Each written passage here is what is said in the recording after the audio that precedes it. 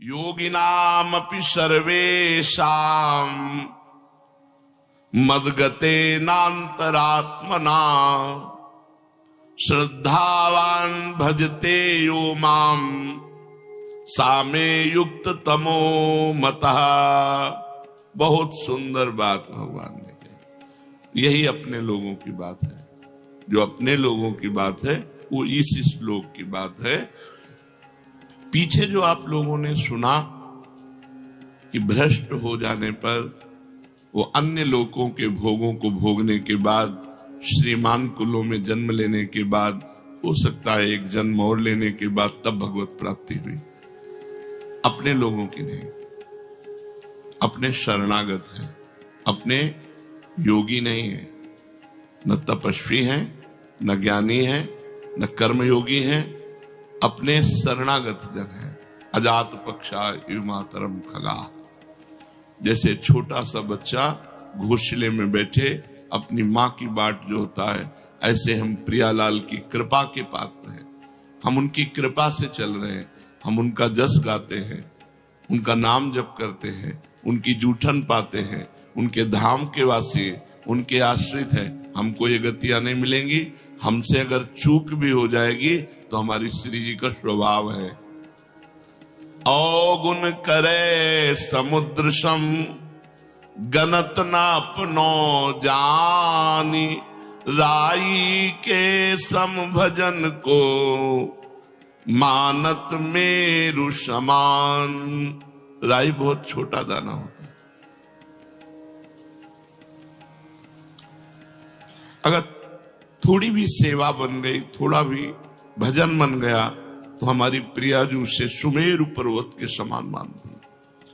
और अगर पाप बन गया समुद्र के समान तो मानती ही नहीं है। इसलिए हमारा अगला जो जन्म है वो नहीं होगा।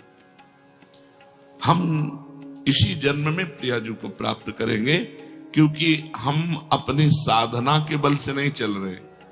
मेरे बल सी वृंदावन रानी, हम इनके सहारे चल रहे हैं। हम शरणागत हैं।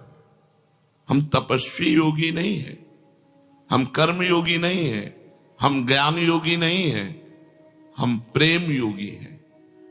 प्रियालाल के चरणारविंद की शरण में है। जो शरणागत के अभय करके उसके सारे अपराधों को न मानते हुए, मानते ही नहीं, क्षमा करने की बात जाने दो। अवगुण करे समुद्र सम, एक दो अपराध नहीं किए, सैकड़ों पाप किए इसने, बोले मानती ही नहीं कि इसने किया है। ऐसी हमारी प्रियाजू है। अवगुण करे समुद्र सम गनत ना अपनो जाने। ये मेरा है। अपने यहां प्राय इस बात की जय है कि हम श्री जी के हैं, हम लाडली जी के हैं। हमारा साधन भजन क्या है? उच्छिष्टामृत भुक्त वैव चरितम श्रणवस्त वैव। नाम का जप करना, उनके चरणों के आश्रित रहना, बस इतना ही हमारा जीवन है। उनके जूठन को पा रहे हैं, उनका जस गा रहे हैं, उनका जस सुन रहे हैं, नाम जप कर रहे हैं, सेवा कर रहे हैं, उनके भरोसे उनके घर में पड़े। भगवत प्राप्ति पक्की है, चाहे जितनी बड़ी चूक हो जाए। प्रियाजू चूक मानती ही नहीं। भगवान कह रहे हैं अब इस योग को समझना है। ये अपना योग है। भगवान कह रहे हैं योगिनाम अपि सर्वेषाम मद्गते नान्तरात्मना श्रद्धावान भजते यो माम सामे युक्त तमो मता। संपूर्ण योगियों में जो श्रद्धावान भक्त हैं, मुझ में तल्लीन होकर भजन में लगे हुए हैं, जो मेरा भजन करते हैं, बस मेरे मत में सर्वश्रेष्ठ योगी वही है। तपस्वियों से भी, ज्ञानियों से भी और कर्मयोगियों से भी भगवान ने श्रेष्ठ योगी कहा भजन करने वाले। केवल एक ही काम है। ये सब भजन के अंतर्गत आता है। लीला गायन, लीला श्रवण, नाम कीर्तन, ठाकुर सेवा, ये सब संत सेवा, संत संग, ये सब भजन के अंग हैं। संपूर्णता को भजन कहते हैं। योगिनाम अपि सर्वेषाम जितने योगी वर्णन किए गए शास्त्रों में, जिनमें भगवान ने कर्म योग, ज्ञान योग और तपस्या योग का वर्णन किया, वैसे और भी योग हैं। सांख्य योग, हठ योग, मंत्र योग, लय योग, बड़ी साधनाएं शास्त्रों में वर्णन की गई हैं। भगवान कहते हैं, क्योंकि भगवान के लिए ही सारे योग हैं, तो भगवान कह रहे हैं मेरे मत में सबसे बढ़िया भगवान ही का तो मत हुआ। मेरे मत में योगिनामपि सर्वेषाम मद्गते नान्तरात्मना श्रद्धावान भजते यो माम सामे युक्त तमो मता।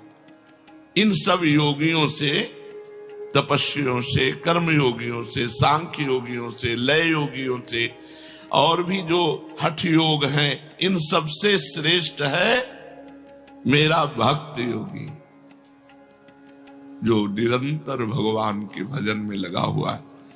या श्रद्धावान, जो मेरे में केवल श्रद्धा करता है, योगों पे नहीं, योग पे नहीं, उसका योग से कोई मतलब नहीं, उसको मेरी प्रिया जो, मेरे लाल जो, दुनिया से मतलब ही नहीं, अपने प्रियालाल को हृदय से लगाए, हर समय उन्हीं को कीर्तन सुनाना, उन्हीं को पद सुनाना, उन्हीं को भोग लगाना, उन्हीं के सामने नाचना गाना, उन्हीं के चरणों में सो जाना, उन्हीं के चरणों का चिंतन करते उठना, ये श्रद्धावान योगी है, जो भगवान जी से पसंद करते हैं। मेरे पर श्रद्धा और विश्वास करता है, और जिसके भीतर मेरी मापता है, साधना की नहीं। मेरे भगवान, मेरी प्रियाजू मेरा कल्याण कर देंगी, मेरी प्रियाजू मुझे मिलेंगी, मेरी प्रियाजू मुझ जैसे नीच को भी अपना बनाएंगी। उसके अंदर केवल एक वृत्ति है, प्रियालाल। मैं साधन कर रहा हूं, इसके बल से भगवत प्राप्ति, वो मार्ग दूसरा हो गया। मैं भरोसे में हूं प्रियालाल के, वो अंदर की बात। उसकी सत्ता और महत्ता केवल प्रभु में। ऐसा वो श्रद्धावान भक्त मेरे में लगे हुए मन से मेरा भजन करता है, तो मदगते नान्तरात्मना माम भजते। भगवान कह रहे, मैं जो निर्णय कर रहा हूं सबसे बड़ा निर्णय है, भगवान का निर्णय सबसे बड़ा निर्णय है। भगवान कह रहे, जिसने मेरे में चित्त लगा दिया, मेरा आश्रय ले लिया और मेरा भजन कर रहा है, यो माम सामे युक्त तमो मता, मेरे मत में सबसे बड़ा योगी वही है। जब इस तरह से हमारा हृदय कि मैं प्रियालाल का, प्रियालाल मेरे, इसके बीच में कोई नहीं होना चाहिए, रुपया पैसा रिश्तेदार नातेदार कोई, मैं अकेला, केवल मेरे भगवान और मैं प्रभु का। बस अंतर में देखो, कोई मेरा नहीं होना चाहिए, सब कोई होते हुए भी मेरा कोई नहीं होना चाहिए। मेरे सिर्फ प्रभु और मैं प्रभु का, ये सबसे बड़ा योग है। तब मन स्वतः ही भगवान में लग जाता है, भगवान में अपनापन हो जाता है, प्रियालाल से अपनापन हो जाता है। अपने प्रियालाल, अपने ठाकुर जी, अपनी श्री जी, ऐसा नहीं लगता कि मतलब कोई और, अपनी श्री जी, अपने प्रियालाल। इसीलिए सबको सेवा रखनी चाहिए, जिससे अपनी सेवा में हम इतने तन्मय रहें कि सेव्य से प्रीति हो जाए। कल एक रोकर एकांतिक में साधक कह रहा था कि मुझे सबसे बड़ी चिंता है कि हमारे मर जाने के बाद हमारे ठाकुर जी की सेवा कौन करेगा। बस यही चिंता खाए जा रही।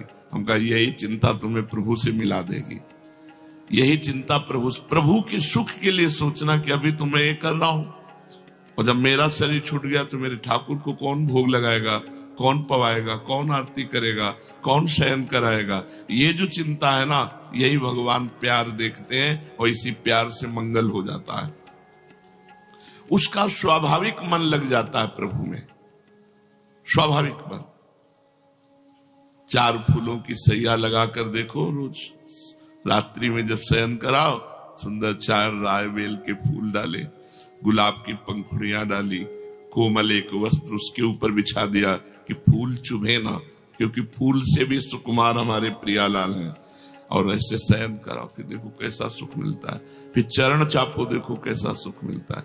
भगवान इसी को कह रहे हैं, मेरे मत में सर्वश्रेष्ठ योगी है वो खाते पीते उठते बैठते चलते फिरते सोते जागते सभी क्रियाओं में भगवान का नाम जप करता है, भगवान का चिंतन करता है, उसका मन भगवान में लगा रहता है। जो केवल प्रभु का हो जाता है, मैं केवल प्रियाजू का हूं। जिसका मन व्यक्तिगत कोई अस्तित्व तो नहीं रखता, प्रियाजू के लिए, ये फूल प्रियाजू के लिए, ये इत्र प्रियाजू के लिए, ये भोग प्रियाजू के लिए, जो देखा वो सब प्रियाजू के लिए, अपने लिए भूल गया। ये सबसे बड़ा योगी है, अपनी चाह भूल गया, अपने प्रियालाल के सुख के लिए उसकी व्यक्तिगत कोई चाह नहीं होती। उसकी साधन भजन जप कीर्तन श्रवण मनन सब प्रभु के लिए होता है, सब प्रभु के लिए, अपने लिए नहीं। अपना कल्याण हो, ये बात हट जाती है शरणागत की, क्योंकि अपना कल्याण तो हो चुका हम प्रभु की शरण में। अब हमें जो करना है अपने प्रभु के लिए करना है। उसकी जितनी भी परमार्थिक क्रियाएं हैं, साधन भजन जप कीर्तन श्रवण मनन, वो सब प्रभु के लिए होता है। और जो व्यवहार की क्रियाएं, खाना पीना चलना फिरना सोना जागना, ये सभी क्रियाएं, या खेती व्यापार नौकरी, सभी जीविका संबंधी क्रियाएं, वो सब प्रभु के लिए। तो उसकी दोनों क्रियाएं परमार्थिक और व्यवहारिक दोनों भजन हो जाती है। रुपया कमा रहे हैं, जिससे परिवार है, परिवार प्रभु का है, प्रभु स्वरूप है, उसकी सेवा हो रही है। परिवार का सेवन वो भगवान की सेवा मान के करता है, उसका सब व्यवहार भजन बन जाता है। अनन्य भक्त के भजन के स्वरूप को भगवान यहां कह रहे हैं कि वो मेरी प्रसन्नता के लिए सारे कर्म करता है, मेरी प्रसन्नता के लिए। एक कर्म करता है अपनी प्रसन्नता के लिए, और एक भगवान की प्रसन्नता के लिए कर्म करता है। जो भी कर्म है, खेती किसानी व्यापार नौकरी व्यवहार जो भी है, वो सब प्रभु की प्रसन्नता के लिए करता है और भगवान के परायण रहता है। वो केवल भगवान का भक्त है, संसार का भक्त नहीं। वो संसार की आसक्ति को छोड़ करके केवल भगवान से, इसलिए भगवान कहते हैं मदगते नान्तरात्मना, उसने अपनी अंतरात्मा मेरे को समर्पित कर दी। साम्य युक्त तमोमता, संसार से विमुख होकर अपना उद्धार करने वाले लगे हैं, उन सबको साधक कहते हैं, योगी कहते हैं। लेकिन ये अपने कल्याण के लिए नहीं लगा, ये अपने प्रियालाल को सुख पहुंचाने के लिए लगा है। हमारा कल्याण हो जाए तो याद ही नहीं आता। अगर सच्ची शरणागति है तो ये बात सुनकर कि वो भ्रष्ट योगी स्वर्ग जाएगा नरक जाएगा ये होगा वो, तो आपको लगेगा सब मेरी बातें नहीं, मैं योगी हूं ही नहीं, मैं तो प्रियालाल की शरण में हूं।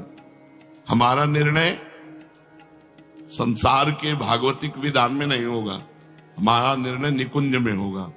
और निकुंजेश्वरी का स्वभाव ऐसा है, बड़ी करुणामयी दयामयी कृपामयी, अपराध मानती ही नहीं, छोटी सी सेवा को पहाड़ करके मानती। हमारा तो काम बन गया। हमें हर समय पुलकित रहना है कि हमारा संबंध श्री जी से, हमारा कल्याण साधना से नहीं संबंध से होगा। और इस संबंध को आचार्य गुरु ने करवाया है, हमारा कल्याण हो गया। कल्याण की बात अगर सोचकर तुम्हारे मन में क्षोभ हो तो अभी तुम शरणागत नहीं हो। अपने कल्याण की बात सोचना शरणागति में कलंक है। हमें प्रभु के विषय में सोचना है, प्रभु की चर्चा। हम तो जैसे नीच पामर हैं ही, हमको तो स्वीकार कर लिया श्री जी ने, हम तो श्री जी की शरण में। अब अपने विषय में क्या सोचना, अब श्री जी के विषय में सोचना, अब श्री जी की प्रसन्नता के लिए कार्य करना। जो संसार से विमुख होकर साधना में लगे हुए हैं, सगुण निर्गुण जो परमात्मा का भजन कर रहे हैं, ये सब युक्त तर हैं। परंतु जो केवल भगवान में लगा हुआ है, भगवान कह रहे हैं ये युक्ततम है, सर्वश्रेष्ठ है, केवल भगवान से मतलब है। वो भक्त युक्ततम तभी होगा जब कर्म योग, ज्ञान योग और भी तपस्या आदि योग, इनमें से किसी में उसकी रुचि नहीं। भगवान का नाम जब, भगवान की नाम कीर्तन करना, भगवान की कथा सुनना, भगवान की श्री विग्रह की सेवा करना, भगवान के लिए व्यापार नौकरी करना, उसका सिर्फ मतलब केवल प्रभु से है, किसी योग से नहीं। श्रद्धा विश्वास पूर्वक प्रभु में तल्लीन हुए मन से भजन करने पर वो उत्तम योगी कहा जाता है, उत्तम योगी। कारण कि भगवान महायोगेश्वर है, संपूर्ण योगों के महान ईश्वर हैं। तो जब महायोगेश्वर प्रभु श्री कृष्ण की शरण में हो गए तो अब शरणागत का कौन सा योग बाकी रह गया? शरणागत का बहुत बड़ा संबंध है, मैं प्रभु का हूं, प्रभु मेरे, इसी से कल्याण हो जाएगा। कोई भी त्रुटि ही नहीं मानी जाएगी। कोई त्रुटि, कोई अपराध, कोई पाप उसको भगवत प्राप्ति से नहीं रोक सकता। इसका मतलब ये नहीं कि वो मनमानी आचरण करता है, नहीं, वो तो अपना मन प्रभु में लगा रहा है। अगर कहीं त्रुटि हो गई, अगर कोई गलती हो गई, कोई आसक्ति कर बैठा, तो भगवान उसकी सब इन गलतियों को क्षमा करके मानते ही नहीं और अपनी शरणागति के बल से उसका कल्याण करते हैं। युक्ततम भक्त कभी योग भ्रष्टों की गति में नहीं जाता।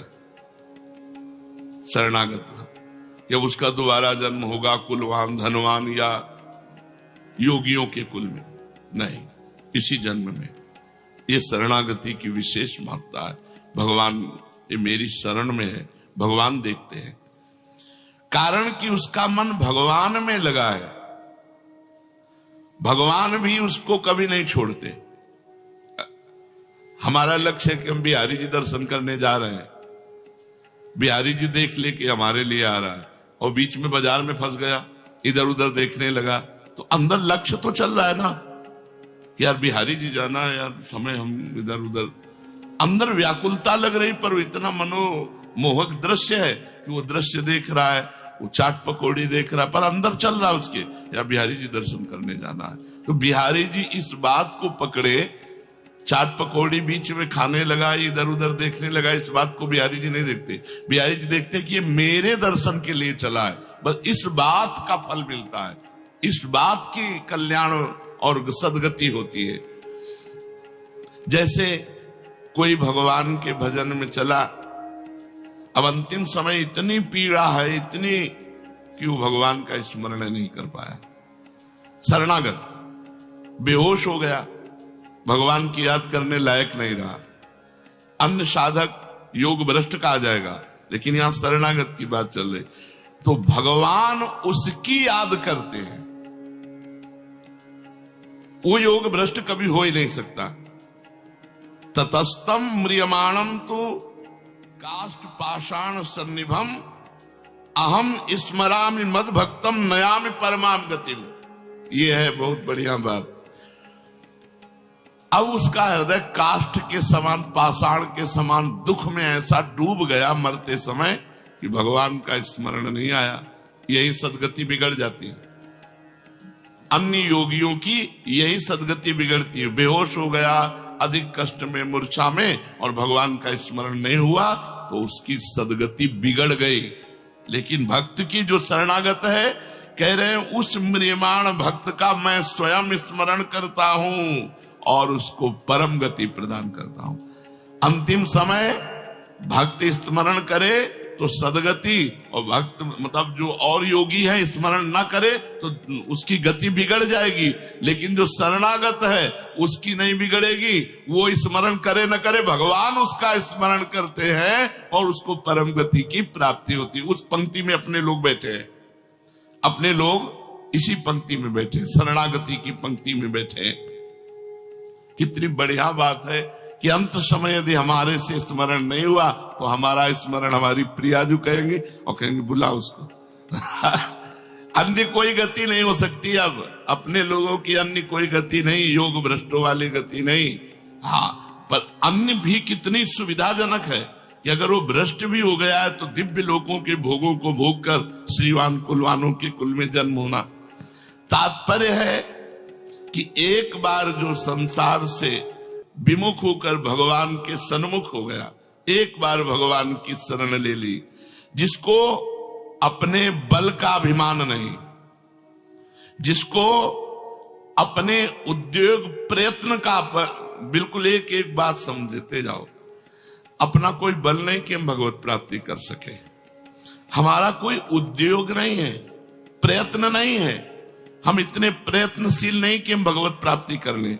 और जिसको अपनी साधना का सहारा नहीं, केवल विश्वास प्रभु का है, उसका परम कल्याण हो गया, वो भगवत प्राप्ति करे। अपने लोग इसी लाइन में है, ना अपनी कोई साधना, ना अपना कोई प्रयत्न, ना अपना कोई बल है, अब तो प्रियाजू के सहारे हैं, जैसे प्रियाजू चलावे।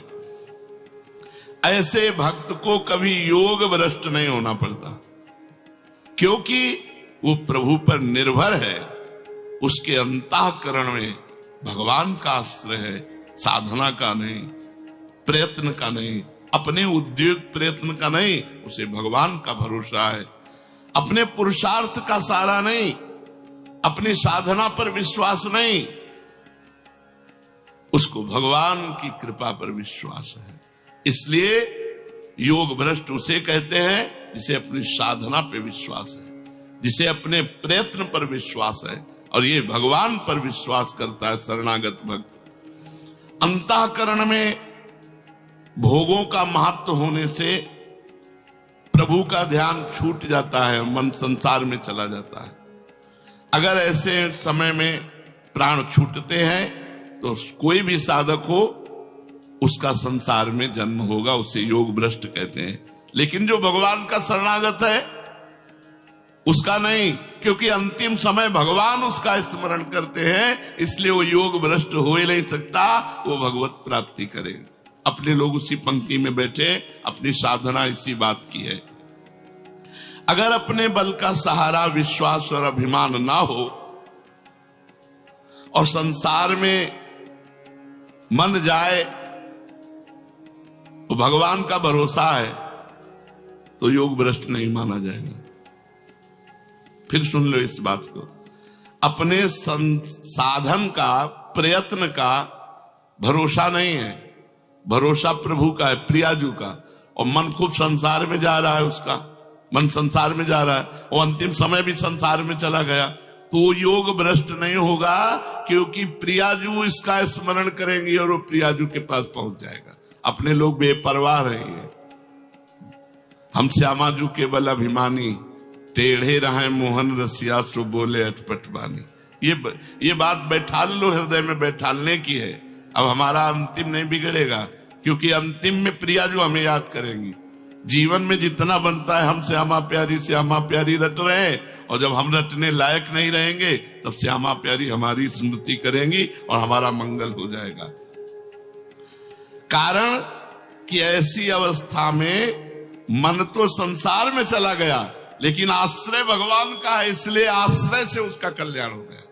उसने साधना का आश्रय नहीं लिया था, उसने प्रभु का। ये बहुत मीठी बात है, बहुत अमृतमयी बात है, क्योंकि उस समय हमारे बस की बात नहीं रहती। हमारे बस की बात तो अभी भी नहीं है, जब मन जहां चाहता है वहां चला जाता है। तो उस समय, अंतिम समय जब हमारा आएगा, उस समय मेरे बस की बात नहीं, तो उस समय प्रियाजू स्मृति करके हमारा परम कल्याण, परम मंगल करती। ऐसे निर्भर भक्त का चिंतन भगवान स्वयं करते हैं, जिससे वो योग भ्रष्ट ना होकर भगवत प्राप्त हो जाता है। जय हो। संसार का संबंध विच्छेद होने से योगी बंधन मुक्त होता है, लेकिन ये संसार का चिंतन करने पर भी भगवान को प्राप्त होता है। ये खास बात है शरणागति की। अंतिम समय संसार का चिंतन चला गया, लेकिन आश्रय किसका है? प्रियाजू का। अंदर आश्रय प्रियाजू का, प्रभु का आश्रय। तो इसका परम कल्याण आश्रय से हुआ, मन आने जाने से नहीं। ये है शरणागति की विशुद्ध महिमा। वो निर्विकार परम सुख, परम शांति, परम आनंद का अनुभव करेगा, उसकी पूर्णता में कभी कोई कमी नहीं हो सकती, क्योंकि अंतरात्मा से उसने प्रभु का आश्रय लिया है। ये भगवान जो ये कह रहे हैं, मदगते अंतरात्मा, जिसने अंदर से मेरा आश्रय ले लिया, इसी तभी हमने कई बार सत्संग में कहा है भगवत प्राप्ति आश्रय से होती है। अंदर का जो आश्रय है वो भगवान देखते हैं।